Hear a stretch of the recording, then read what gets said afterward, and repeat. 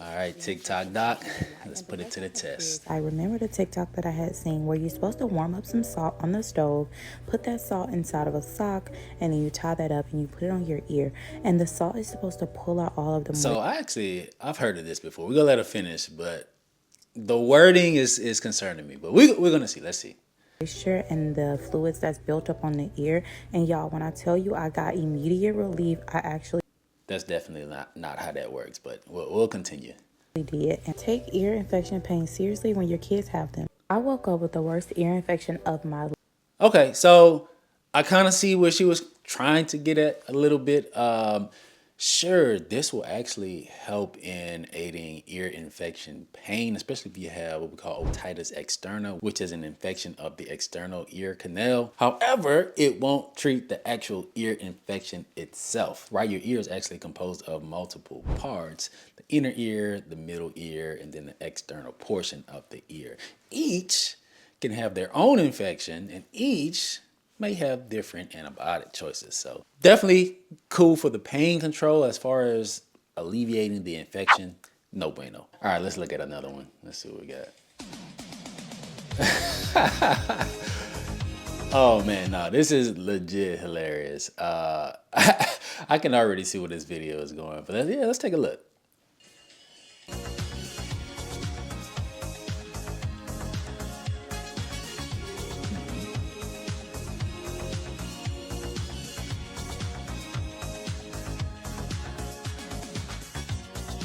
Hey, no, this video is actually pretty creative. I mean, a lot of times when patients come into the ER and they are kind of describing their urine, or at least some of the symptoms that they've been having, it can cause you to have a differential diagnosis that's a little bit less broad. And now you're starting to kind of key in on certain things, especially if they're giving you a urine sample and you're just taking a look and you can actually see the urine. You kind of know what's going on. But so this video is pretty cool.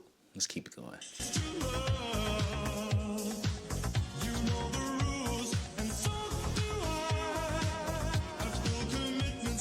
One of the things that is a telltale symptom of diabetes, especially in those who are not diagnosed yet, is something called polyuria. You have polyuria, polydipsia, and hyperglycemia. Polyuria is poly, a lot, urine.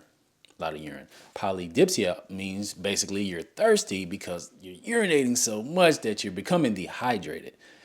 So that picture kind of states that you were a little bit over dehydrated. If you're coming in with diabetes and you're having a lot of polyuria, you're probably dehydrated. But yeah, cool video. All right, let's see what we got next. TikTok shop. Oh, brother. All right. First of all, if you're having a weird noise in your ear, I probably wouldn't go to TikTok and go into the TikTok shop to find solutions for it, especially if you haven't been evaluated yet. I would definitely seek out at least your primary care provider because it could be a multitude of things. I mean, it can range from earwax buildup, blood vessel issues, maybe you had a head injury. Definitely seek out care before going to the TikTok shop to solve all your problems. All right, actual MD. Let's see what we got. Here's what is bile, when you'd be throwing it up, and when you should get help. One. Listen, when patients come in and they tell me, yeah, I've just been spitting up a lot of bile, I definitely need to clarify when they say that, because you having bile in your vomit, it's concerning, right? So a lot of times it's not actually bile, and I guess he's going to break it down and show us what bile actually is. So let's see what he has to say. Bile is a green-yellow juice made in your liver, stored in your gallbladder, and dropped into your small intestine to help you break down fat. 5 reasons you'd be throwing it up. A. If bile travels backwards into the stomach, that's going to cause irritation and vomiting. B. If there's a blockage either in your stomach or your intestines, there's a good chance that your puke is going to include bile. C. Food poisoning. Now this depends on the organism. D. Gastroenteritis. And E. Gallbladder or liver disease. If you are repeatedly vomiting bile many times in a row, or there's a very large amount of it coming up, these are red flags and there's a good chance that you need to check in with your doctor.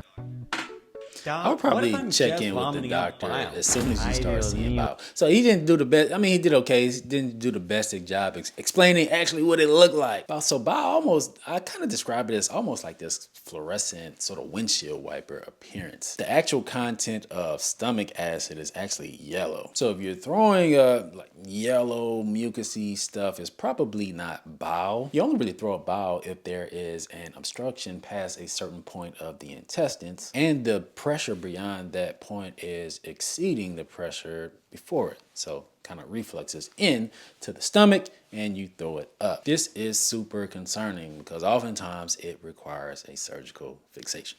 All right, let's see what else we Invite have. me to smoke. Please know that I am the friend who will call the ambulance to take me to the hospital. Oh Don't man, mind. listen. For the past couple of shifts, this has been a recurring theme for me. For some reason, I've been getting a bunch of folks from within the town who go to some of these local smoke shops. They smoke and they just have a bad reaction, and the reactions can range. So let's see what he's talking about. And I never have. And you know what I especially hate? When the motherfucker wanna holler at some, drink some water, drink some milk, you need to take a cold shower, just calm down. Like, bro, please shut the fuck up talking to me. Please, please. man. I need complete silence so I can hear the ambulance pull up. That's them now.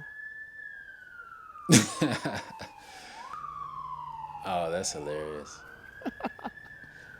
Yeah, so many reactions can happen if you ingest THC, especially depending on the chemical compound. So for me in this area, marijuana is not recreationally legal. However, there are smoke shops here who sell the Delta 8 variant of THC. And Delta 8 has been known to cause things like heightened anxiety, paranoia, tachycardia, other arrhythmias. And they can be very, very scary symptoms for somebody to experience. So when these patients come into the ER, I totally understand.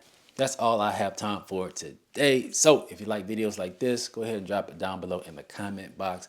Also, hit that subscribe button and give this video a like. It really helps me out. See y'all on the next video.